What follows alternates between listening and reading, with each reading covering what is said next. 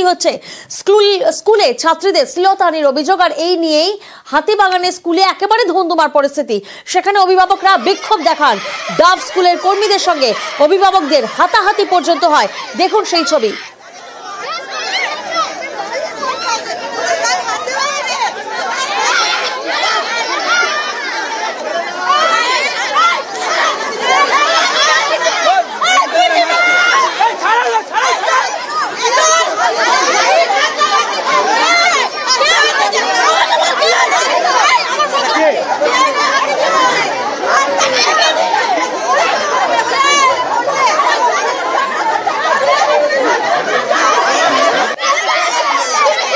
দেখুন কিভাবে বিক্ষোভ, আর সেই বিক্ষোভের মধ্যে হাতাহাতি, ডাভ স্কুলের কর্মীদের সঙ্গে অভিভাবকদের হাতাহাতি, পুলিশের সঙ্গে অভিভাবকদের বচসা পর্যন্ত হয়।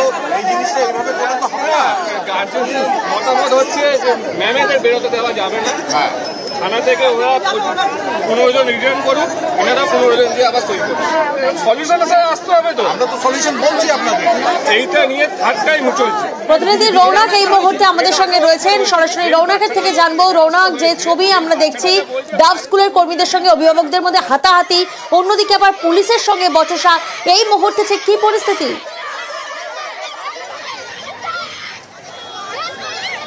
দেখো, একেবারে শ্যামপুকুর থানার ভেতরে ইতিমধ্যে স্কুলের যারা কর্তৃপক্ষ তারা রয়েছেন, অভিযোগকারী তিনি রয়েছেন, এবং বাইরে যারা অভিভাবক রয়েছে তারা কিন্তু এখনো জমায়েত করেছেন। তাদের একটাই কথা, যতক্ষণ না পর্যন্ত স্কুল কর্তৃপক্ষের তরফ থেকে এই ঘটনার কোনো স্পষ্ট অবস্থান বলা হচ্ছে বা কোনো রকমভাবে কোনো পদক্ষেপ না নেওয়া হচ্ছে, ততক্ষণ পর্যন্ত কিন্তু তারা এই বিক্ষোভ করবেন। শুধু তাই নয়, তাদের অভিযোগ যে এটা আজকে প্রথম নেই, আগেও 2 থেকে 3 বছর আগে এরকম একটি ঘটনা ঘটেছিল, কিন্তু স্কুলের তরফ থেকে কোনো রকম পদক্ষেপ নেওয়া হয়নি। এবং গতকাল যখন এই অভিযোগকারী অভিযোগ করেন যে তার সেই পড়ুয়াকে এরকমভাবে ব্যাট টাচ করা হয়েছিল, কুপ্রস্তাব দেওয়া হয়েছিল, এবং সোমবার যেদিন থেকে স্কুল রেনোভেশনের কাজ শুরু হয়েছিল, যবে থেকে মিস্ত্রিরা কাজ করছিলেন তবে থেকে এই ধরনের ঘটনা ঘটে এসছে, তখনও কিন্তু স্কুল কর্তৃপক্ষ ব্যাপারটাকে গুরুত্ব সহকারে দেখেনি এবং তাদের সঙ্গে কোনো আলোচনাতেই বসেনি। তারপরে যখন আজ এত বড় একটা ঘটনা ঘটে, বচসার সৃষ্টি হয় এবং স্কুল কর্তৃপক্ষের ভেতরে যারা ছিলেন তারা যখন বাইরে বেরিয়ে এসে দুই পক্ষের মধ্যে হাতাহাতির সৃষ্টি হয়, প্রচুর পুলিশ বাহিনী মোতায়েন করা হয়। এবং ইতিমধ্যে এখনও কিন্তু তুমি যদি দেখো যে থানা, শ্যামপুকুর থানা, সেই শ্যামপুকুর থানার বাইরে অভিভাবকরা রয়েছেন, ভেতরে যিনি স্কুল কর্তৃপক্ষ যিনি প্রিন্সিপাল রয়েছে সেই প্রিন্সিপাল ভেতরে রয়েছে, অভিভাবককারী যিনি রয়েছেন তিনিও ভেতরে রয়েছে। অর্থাৎ তাদের যেটা দাবি যে যতক্ষণ না পর্যন্ত এই প্রিন্সিপাল সেই পদ থেকে পদত্যাগ করছে, এবং শুধু সেটাই নয়, এই যে ঘটনা, গোটা ঘটনাকে কেন্দ্র করে স্কুলের একটা স্পষ্ট অবস্থান জানাতে হবে এবং কড়া পদক্ষেপ নিতে হবে। আর যে মিস্ত্রিদের বিরুদ্ধে তারা অভিযোগ করছে, অবিলম্বে তাদেরকে গ্রেফতার করতে হবে এবং দ্রুত এই বিষয়টি নিয়ে তদন্ত করতে হবে। এইগুলোকে সামনে রেখেই কিন্তু আর সকাল থেকে উত্তপ্ত হয়ে ওঠে হাতিবাগানের স্কুল। এবং তাদের একটা কথা যে এই স্কুলের আগেও নাকি এরকম একটা ঘটনা ঘটেছিল, সেই ঘটনা ধামাচাপা পড়ে গেছিল এবং স্কুল কর্তৃপক্ষ নাকি এই ঘটনাটাকেও ধামাচাপা দেওয়ার জন্যই এই ধরনের আচরণ করছিল। একেবারে আজ দুপুর 2টো থেকে খণ্ডে খণ্ডে উত্তেজনা ছড়ায়।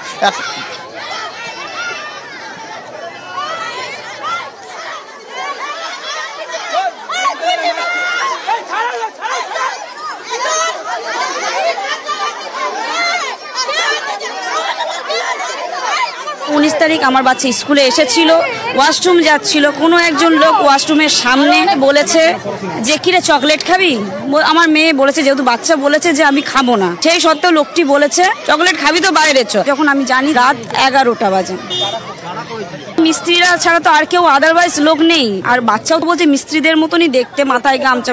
কর্তৃপক্ষ বলছে এটা হতেই পারে না। থানায় আমি লিখিত অভিযোগ জানিয়ে এসেছি। আজ কালকে আমার মেয়ের ক্লাসের একটা বাচ্চাকে একটা মিস্ত্রি বলেছে যে চকলেট খাবি, চল বাইরে চ। ও বলেছে আমার চকলেটে অ্যালার্জি আছে। তখন বলেছে আমি যে চকলেট দেবো সব অ্যালার্জি চলে যাবে, কোনো অসুবিধা হবে না, চল বাইরে চ। এরকম করে আজকে আমরা যখন বদ্দির সাথে কথা বলতে এসেছি, এখন জানতে পারছি অনেকগুলো বাচ্চার সাথে এরকম করছে। মিস্ত্রিরা মুখে কাপড় বেঁধে বাথরুমে গিয়ে নক করছে বাচ্চারা বাথরুমে গেলে পরে। এইসব নিয়ে ঝামেলা চলছে। বদ্দির সাথে কথা বললাম, বদ্দি কিছু বলছেন যে বাচ্চারা একটু মন গড়া কথা বলছেন। মিস্ত্রিদেরকে বাচ্চারা শনাক্ত করে দিয়েছে, পুলিশ কি করছে মিস্ত্রিদেরকে অন্য গেট দিয়ে বের করে দিচ্ছে। আমরা যখন গিয়ে জিজ্ঞেস করছি, ছেলে পুলিশরা আমাদের মাদের ওপর ধাক্কাধাক্কি করছে। মিস্ত্রিরা যারা কাজ করছে, মিস্ত্রিতে বলছে লজেন্স দেবো, বিস্কুট দেবো, আমাদের সাথে চলো। ম্যাম বলেছিলেন যে যদি এই কথাটা বলো টিসি দিয়ে দেবো, আমরা টিসি দিয়ে দেবো, এই কথাটা বলা হয়েছে। বাথরুমে একটা লাইট নেই, এতগুলো বাচ্চা, বাথরুমে একটা লাইট কেনার পয়সা নেই ওনার। পুলিশ এসেছেন, ওনারা মেয়েদের গায়ে হাত দিচ্ছেন, পুলিশ মেয়েদের গায়ে হাত ওনাদেরকে আমরা ধিক্কার জানাই। অন্যদিকে অবৈধ নির্মাণে করা হাইকোর্ট, পুরসভার ইঞ্জিনিয়ারকে জেলে পাঠানোর হুঁশিয়ারি প্রধান বিচারপতির। ওয়াটগঞ্জের অবৈধ নির্মাণ ভেঙে ফেলার নির্দেশ প্রধান বিচারপতির। প্রতিনিধি অর্ণব এই মুহূর্তে আমাদের সঙ্গে রয়েছেন। অর্ণব, কোন ঘটনার পরিপ্রেক্ষিতে এই নির্দেশ এবং আজ প্রধান বিচারপতির পর্যবেক্ষণ কি ছিল? দেখো, কলকাতা পুরসভার ৭৭ নম্বর ওয়াটগঞ্জ থানা এলাকার একটি বেআইনি নির্মাণ হয়। যে বেআইনি নির্মাণের অর্ধেকটা হচ্ছে পুরোপুরি বেআইনি, অর্থাৎ পুরসভার অনুমতি ছিল ৩ তলা বাড়ি তৈরি, কিন্তু সেই ৩ তলা বাড়ি হয়েছে ৬ তলা এবং ৩, ৪, ৫ এই ৩টে যে ফ্লোর, অর্থাৎ এই ফ্লোর ৩টে পুরোপুরি বেআইনি। স্থানীয় বাসিন্দারা কর্পোরেশনে অভিযোগ জানানোর পরও কোনো রকম পদক্ষেপ হয়নি এবং হাইকোর্টে যে হলফনামা পুরসভার তরফে ইঞ্জিনিয়াররা দিয়েছেন সেটা দেখার পরই প্রধান বিচারপতি টি.এস. শিবার্ঘনম তিনি মন্তব্য করেন যে এস.এন. ব্যানার্জির ঠিকানার যে অফিসে বসেন এই ইঞ্জিনিয়াররা, যারা হলফনামা দিয়ে আদালতকে ভুল বোঝাচ্ছে, বোকা বানাচ্ছে, তাদের আর এখান থেকে সোজা জেলে পাঠাবো। বেআইনি বাড়ির অভিযোগে অন্তত একবার সরেজমিনে কেন তারা সেটার পরিদর্শনে যাবে না, খতিয়ে দেখবে না? যাদের বিরুদ্ধে অভিযোগ তাদের সঙ্গেই মিলে কাজ করছে পুরসভার ইঞ্জিনিয়াররা। কিন্তু এখানেই থেমে থাকেননি প্রধান বিচারপতি। তিনি জানিয়েছেন পুরসভার ইঞ্জিনিয়াররা কাকে সাহায্য করতে চাইছে। আসলে এই ইঞ্জিনিয়ারদের আমি যদি এর পরে কোনো পদক্ষেপ না হয় আমি সাসপেন্ড করার মতো নির্দেশ জারি করব।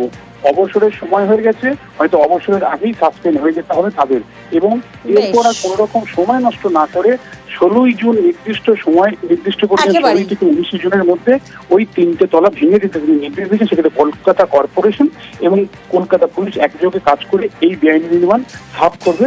পরিষ্কার নির্দেশ প্রধান বিচারপতি ডিভিশন বেঞ্চে। আমার রোস্টার করা আছে, রোস্টার অনুযায়ী সব এসিরা তারা ঘুরে বেড়াবে। যদি কোথাও দেখা যায় যে বিল্ডিং হচ্ছে সেটা অ্যাপে তুলবে, কোথায় কোথায় রোস্টার হলো সেটাও অ্যাপে রেগুলারলি তুলবে। 15 দিন অন্তর যাতে একটা রাস্তা বা গলি রিপিট হয় সেটা দেখবে। সেটা দেখার বড় এক্সিকিউটিভ প্রত্যেকটা এসিকে রোস্টার করে দেবে। সেই রোস্টার মেনটেন হচ্ছে নাকি বড় এক্সিকিউটিভ দেখবে। আর রোস্টারে যে বিল্ডিং হচ্ছে সেটা বড় এক্সিকিউটিভ যেই ছবি তুলবে অ্যাপে সাথে সাথে মিলিয়ে নেবে। পাবলিককেও বলবো যে অ্যাপটার মধ্যে গিয়ে যদি কারোর কোনো আপত্তি থাকে সাথে সাথে সেটা জানাবে। অগ্নিমিত্রা পালের বিরুদ্ধে বিস্ফোরক অভিযোগ। নির্বাচন কমিশনে কয়েক কোটি টাকা তথ্য গোপনের অভিযোগ বিজেপি বিধায়কের বিরুদ্ধে। 2024-এ মেদিনীপুর লোকসভায় আসানসোল দক্ষিণের বিধায়ককে প্রার্থী করে বিজেপি, আর সেই সময় নির্বাচনী হলফনামায় মিথ্যা তথ্য দেওয়ার অভিযোগ অগ্নিমিত্রা পালের বিরুদ্ধে।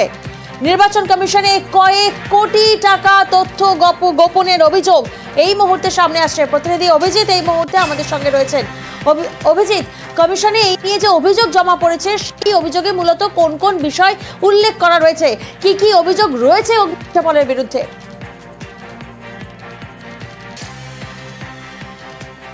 প্রিয়াঙ্কা, গত লোকসভা ভোটে মেদিনীপুর লোকসভা কেন্দ্রের প্রার্থী হয়েছিলেন এই বিজেপি নেত্রী অগ্নিমিত্রা পাল, এবং সেই লোকসভা ভোটে প্রার্থী হওয়ার সময় যে দাখিল করা হলফনামায় যে সম্পত্তি, সেই সম্পত্তির কথা গোপন করার অভিযোগ হয়েছে এই অগ্নিমিত্রা পালের বিরুদ্ধে, এবং মেদিনীপুর লোকসভা কেন্দ্রেরই একজন ভোটার এই অভিযোগ দায়ের করেছেন নির্বাচন কমিশনে।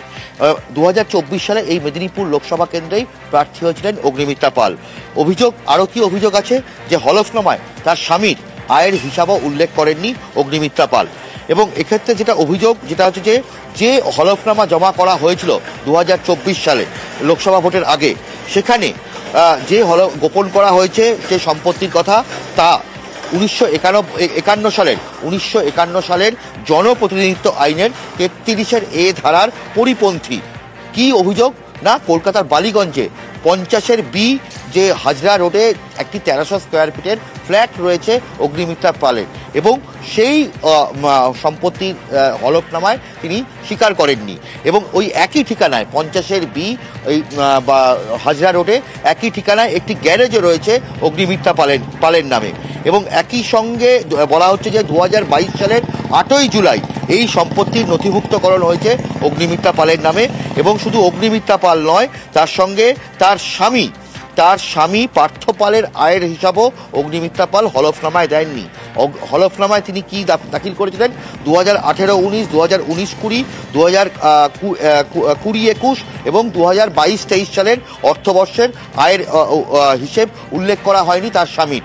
ফলে বলা যেতে পারে এই বিষয়ে নির্বাচন কমিশনের হস্তক্ষেপ দায়ের চেয়েছেন যিনি অভিযোগ করেছেন তিনি, এবং অগ্নিমিত্রা পালের বিরুদ্ধে নির্দিষ্ট অভিযোগ যে লোকসভা ভোটের আগে যে হলফনামা দাখিল করতে হয় সেখানে তিনি তার সম্পত্তি অনেকটা অংশ দাখিল করেননি, প্রায় 3.5 কোটি টাকার ওপরে সম্পত্তির হিসাব তিনি দেখাননি। প্রিয়াঙ্কা, বেশ, আর এই নিয়েই আমরা অগ্নিমিত্রা পালের সঙ্গে ফোনে যোগাযোগ করার চেষ্টা করেছিলাম, কিন্তু তাকে ফোনে পাওয়া যায়নি।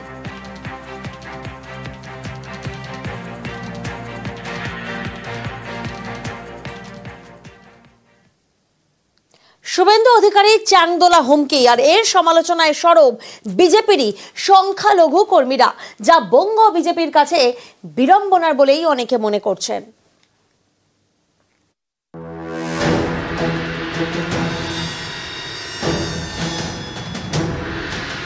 ওদের দলের যে কটা মুসলমান এমএলএ জিতে আসবে, বিজেপি সরকারে আসবে, চ্যাংদোলা করে তুলে রাস্তায় ফেলবো। শুভেন্দু বাবু এমন এমন লেকচার দিচ্ছেন, ভাষণ দিচ্ছেন যে মুসলিমদের তুলে আছাড় মারবো। আমরা কোনোদিনও ভাবিনি যে ভারতীয় জনতা পার্টির মধ্যে এইসব কালচারের মধ্যে আমাদের থাকতে হবে যে মুসলিম বিদ্বেষী কথা হবে। শুভেন্দু অধিকারী রাজ্যের বিরোধী দলনেতা, বঙ্গ বিজেপির অন্যতম প্রধান মুখ। সম্প্রতি বিধানসভার গেটের বাইরে দাঁড়িয়ে সুর চড়ার। ওদের দলের যে কটা মুসলমান এমএলএ জিতে আসবে, বিজেপি সরকারে আসবে, চ্যাংদোলা করে তুলে রাস্তায় ফেলবো। শুভেন্দু অধিকারীর গলায় চ্যাংদোলা হুমকি, যা বিজেপিরই সংখ্যালঘু কর্মীদের অনেকে মেনে নিতে পারছেন না। শুভেন্দু বাবু ওনার ভাষাভিত্তি দেখে আমাদের মনে হয় ভারতীয় জনতা পার্টিটাকে বেশি দূর উনি এগিয়ে নিয়ে যেতে পারবে না। এই যে সমস্ত ভাষাভিত্তি উনি ব্যবহার করছে, বিশেষ করে মুসলিমদের বিরুদ্ধে, তাতে করে আমাদের এই রাজনীতিটা এগিয়ে নিয়ে যেতে আগামী দিন খুব সমস্যা হয়ে যাচ্ছে। তো যেমন আগের বার 18টা ছিল লোকসভা, এবার 12টা হয়েছে, সে একমাত্র ওনার জন্য হয়েছে। কোনো রাজনীতিতে এরকম বলতে পারে না যে আমার ওকে ভোটের প্রয়োজনই নেই। যদি প্রয়োজন নাই থাকে তাহলে এরা কেন খেটেছে, এরা কেন ভোট দিয়েছে? এখানে আমার মনে হয় স্বরূপনগর আগামী দিন ক্ষতির কোন ইয়ে দেখবে। অনেকেই মনে করছেন বিজেপিরই সংখ্যালঘু কর্মীরা যেভাবে শুভেন্দু চ্যাংদোলা হুমকির সমালোচনা করছেন সেটা বঙ্গ বিজেপির কাছে বিড়ম্বনার। তবে এরকম যে হতে পারে সেই ইঙ্গিত মিলেছিল আগেই প্রাক্তন রাজ্য সভাপতি দিলীপ ঘোষের মন্তব্যে। বিরোধী দলনেতা বলছেন যে সংখ্যালঘু বিধায়কদের তুলে ফেলে দেবেন, তৃণমূল কংগ্রেসের বিধায়ক বলছেন মুর্শিদাবাদে গেলে আটকে রেখে দেবেন। এই ধরনের রাজনীতি, এটা রাজনীতির বিষয় নয়, কিন্তু যেভাবে হাওয়া গরম করার চেষ্টা হচ্ছে বা যে ধরনের বক্তব্য সরকারি তরফ থেকে আসছে, প্রতিক্রিয়া তো হবেই। কোনোটাই আকাঙ্ক্ষিত নয়, কোনোটাই আমি সমর্থন করি না। গণতান্ত্রিক পদ্ধতির মধ্যে হোক, কিন্তু দায়িত্বটা সরকারকে নিতে হবে যাতে পিসফুল সবকিছু হয়। এটা হতে পারে না কোনো সমাজে, এই কথাটা বলা যায় না। তো বিজেপির সংখ্যালঘু মোর্চাটা তাহলে তুলে দিক, তাহলে নরেন্দ্র মোদী বলে দিন সবকা সাথ সবকা বিকাশ, এসব নাটকবাজি চলে না। দিলীপ ঘোষও তো দেখলাম সমর্থন করেননি। আরে বিজেপির মধ্যে থেকেই তো বিরোধী দলনেতার বিরোধিতা হচ্ছে। লড়াইটা রুটি কাপড়া ওর মাখানের।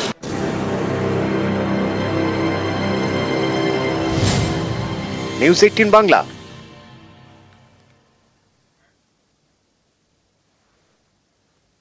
বুধবার বারুইপুরে শুভেন্দু অধিকারীকে হেনস্থার অভিযোগে বৃহস্পতিবার বিধানসভায় ঝড়। অধিবেশন কক্ষে কালো পতাকা নিয়ে বিজেপি বিধায়কদের বিক্ষোভ, স্পিকারের বিরুদ্ধে স্লোগান ওয়াকআউট, পাল্টা বিজেপির বিরুদ্ধে স্লোগান শাসক দলের বিধায়কদের। আর এই নিয়েই হাওয়া গরম, তরজা তুঙ্গে।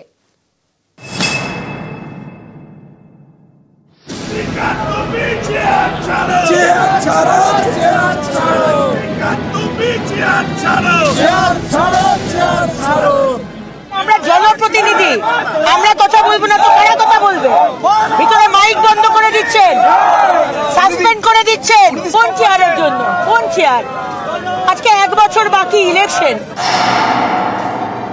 আমি চাই না যে লোকসভার মধ্যে সবাইকে বাদ দিয়ে আমাদের একতরফা বিলগুলো পাস করে যাবো, সেটা আমরা চাই না। ওদের সুযোগ রয়েছে আসতে পারে, বড় একটা বিল আছে, সেই বিলে ওরা পার্টিসিপেট করতে পারে যদি ওদের ইচ্ছা হয়।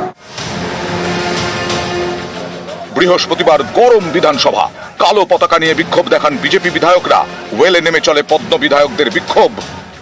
বিধানসভা চত্বরে কাগজ ছেড়েও বিক্ষোভ দেখান বিজেপি বিধায়করা। স্পিকারের পদত্যাগের দাবিতে চলে স্লোগান।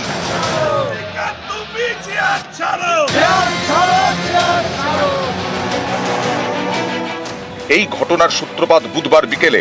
সেদিন দক্ষিণ 24 পরগনার বারুইপুরে যান বিজেপির 50 জন বিধায়ক। নেতৃত্বে বিরোধী দলনেতা শুভেন্দু অধিকারী। বারুইপুরে শুভেন্দু সহ বিজেপি বিধায়কদের হেনস্থা করা হয় বলে অভিযোগ। বারুইপুরের বিধায়ক বিমান বন্দ্যোপাধ্যায়, যিনি বিধানসভার স্পিকার, তার এলাকায় বিরোধী বিধায়কদের হেনস্থার অভিযোগ। এ নিয়ে এদিন বিধানসভায় বিক্ষোভ দেখায় বিজেপি। গতকাল বারুইপুরে কেন বিরোধী দলনেতার ওপর হামলা হলো? কেন বিরোধী দলনেতার গাড়ির ওপর হামলা হলো? কেন বিজেপি এমএলএদের ওপর হামলা হলো? কেন আমাদের কোথাও মিটিং মিছিল করতে গেলে গালাগাল শুনতে হবে? স্পিকারের বিরুদ্ধে এদিন স্লোগানও তোলেন বিজেপি বিধায়করা।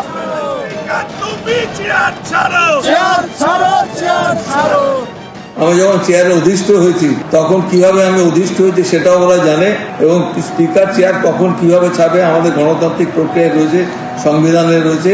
কিন্তু এইভাবে চিৎকার করে স্পিকারের দিকে দৌড়ে এসে চেয়ার ছাড়ানো এইসব কোনোদিন হয়নি। এরা জানে আমাদের যে রুলসে পরিষ্কার করে বলা রয়েছে কি করা যাবে কি করা যাবে না। কেউ মানে না, না মানলে পরে কত বলবো। বিজেপি বিধায়কদের বিক্ষোভ স্লোগান, পাল্টা বসে থাকেন তৃণমূল। শাসক দলের বিধায়করাও স্লোগান দিতে থাকেন। চন্দ্রিমা ভট্টাচার্য সুর চড়িয়ে বলেন, বিজেপি বাংলা ছাড়ো, বিজেপির দম নেই, দম না থাকলে চেয়ারের দিকে আঙুল তোলা যায় না। সংসদীয় ব্যবস্থায় স্পিকারের নিরপেক্ষতা যখন ধূলিসাৎ, সেখানে দাঁড়িয়ে প্রতিবাদ করা সত্ত্বেও দলীয় নির্দেশ পালন করা স্পিকারের চেয়ারের অবমাননা বলে তিনি যে এতদিন চিৎকার করেছেন, আজকে তার বিপরীতমুখী অবস্থান নিয়ে বসেছিলেন। যে রাজনীতিটা এখন হচ্ছে সেটা হচ্ছে শোয়ের রাজনীতি। অর্থাৎ আমি শোবাজি কতটা করলাম, কতটা নিজের মুখ টিভিতে দেখালাম, মানুষের কথা বললাম না বললাম, সাম্প্রদায়িকতাকে টেনে আনলাম, ডিভিশনের রাজনীতি করলাম, আর নিজের পাবলিসিটি করলাম। মানুষ পাঠিয়েছে তাদের যে সমস্যা, সেই সমস্যা তুলে ধরতেন, এই শোবাজি করার জন্য নয়। নিউজ 18 বাংলা।